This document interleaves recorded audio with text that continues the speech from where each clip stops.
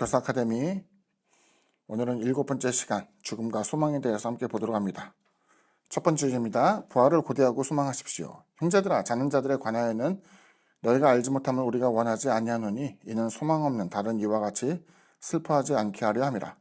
우리가 예수께서 죽으셨다가 다시 살아나심을 믿을진대 이와 같이 예수 안에서 자는 자들도 하나님이 그와 함께 데리고 오시리라. 두 번째 주제입니다. 그리스도의 재림을 고대하고 소망하십시오. 우리가 주의 말씀으로 너에게 이것을 말하노니 주께서 강림하실 때까지 우리의 살아남아 있는 자도 자는 자보다 결코 앞서지 못하리라.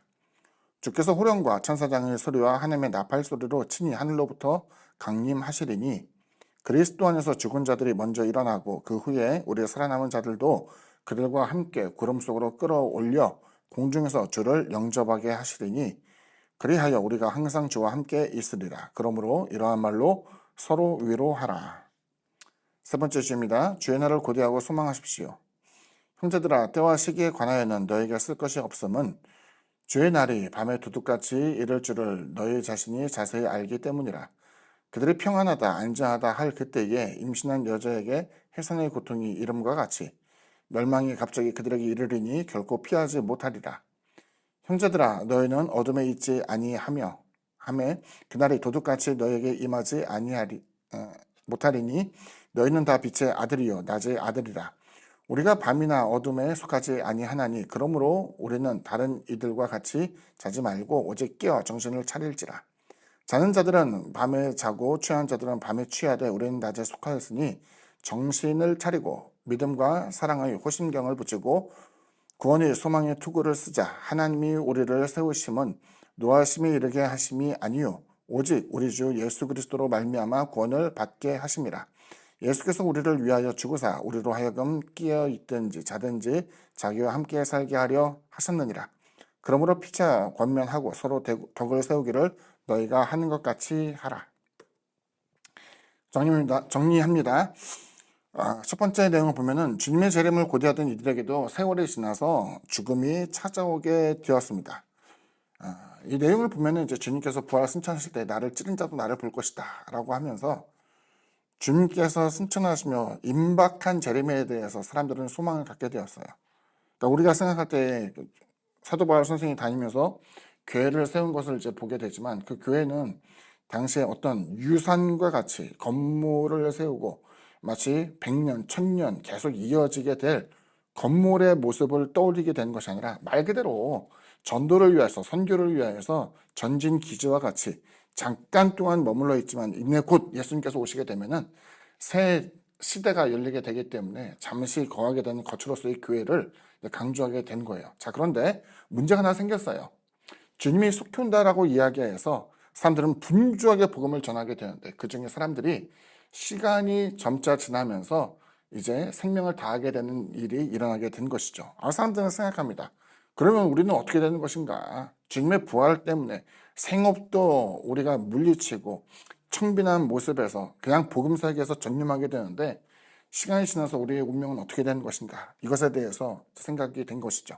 그때 이제 사도 바울 선생이 이야기한 것은 영생을 꿈꾸는 이들에게도 죽음이라는 것은 감당하기 힘든 사건이라는 것을 이야기하면서 성경의 곳곳에서 나타났던 죽음에 대한 표현 가운데 잠이라는 내용을 이제 이야기한 거예요. 잠이라는 것은 다시 깨어나요. 다시 아침을 맞이하게 될 때에 일어나게 됩니다.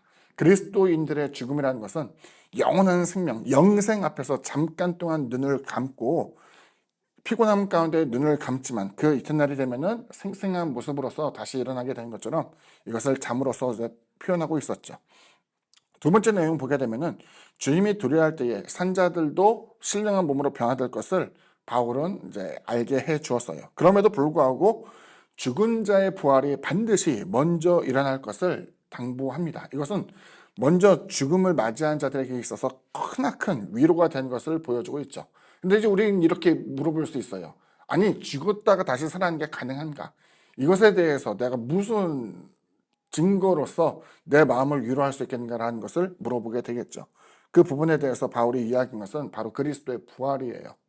주님의 부활이 영으로서만 부활이 아니라 육체로서의 부활이라는 것을 보여주고 있고 그 육체의 완전한 부활을 통해서 제자들과 함께 식사를 하신 것 그리고 그 몸을 만지게 하신 것 여러 가지를 보게 되면서 여기에서 주님의 완전한 부활이 이루어진 것처럼 우리도 마찬가지로 부활이 있을 것이다 라는 것을 이야기한 것이죠. 그래서 그 부활에 대한 믿음이 우리의 미래, 지금은 잠시 죽게 되겠지만은 시간이 지나서 하나님의 영원한 나라가 오게 될 때에 완전한 소망으로 받아들이게 되는 것을 보여주고 있었죠. 마지막 세 번째를 보게 되면 주님의 오심은 우리가 알 수 있는 사건이 아니에요.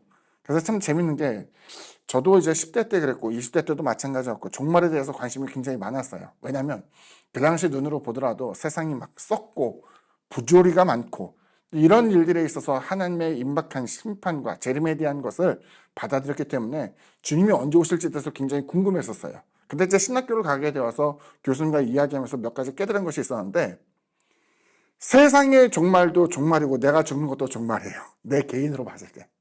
세상이 무너지는 것만 끝이 아니라 죽음이 내게 다가오는 것도 사실 그것이 하나의 종말이었던 거죠. 근데 우리가 생각할 때에 그러면 세상의 종말이 다음 주일지 다음 달일지 혹은 1년 뒤가 될지 이것에 대해서 우리가 관심을 갖고 있지만 종말의 때를 알 수 없음은 우리도 기대하는 수명이 있을 거 아니에요. 젊은 날 혹은 중년, 장년이 되어서 혹은 노년 가운데서도 혹은 장수하시는 분들도 있고 그 죽음의 순간을 감히 이렇다 저렇다 예측할 수 있는 길은 없다라는 것을 이야기해요. 그러면 죽음이 언제 다가올지 모르니까 우리는 어떻게 해야 될까요? 방탕하게? 아니죠. 그래서 보게 되면은 깨어있으라고 이야기해요. 깨어있다라는 것은 불면증을 앓고 있는 사람처럼 눈에 충혈이 되면서도 깨어있는, 의식이 깨어있는 이것을 이야기하는 것은 아니겠고 언제 하나님의 부르심을 받아도 이상하지 않게 내 스스로를 돌아볼 수 있고 여전히 정결한 상태를 계속 유지할 것을 우리에게 이야기한 거예요. 예를 들어 주님이 내일 오신대. 그래서 어제까지는 방탕한 삶을 살고 오늘 하루 내내 기도하고 하루 내내 말씀 보면서 또 성령이 충만한 자가 되기 위해서 애를 쓰는 그 이벤트성으로서의 신앙을 이야기한 것이 아니라 평상시에도 주님의 선하심과 인자하심을 그 긍휼과 사랑에 대한 것을 보고 배우며 또 증거하고 나눌 수 있는 상태가 지속되어지는 것을 우리에게 보여주고 있죠. 그렇기 때문에 깨어있다는 것은 주님께서 언제 재림을 통해서 도래하시기까지 혹은 우리가 죽음을 통해서 하나님의 얼굴을 보게 되는 그 날에 있어서도 우리들이 갖고 있는 것 같은 믿음이 하나님의 구원에 합당하도록 그 상태가 유지되어야 되는 것을 우리에게 보여주고 있죠.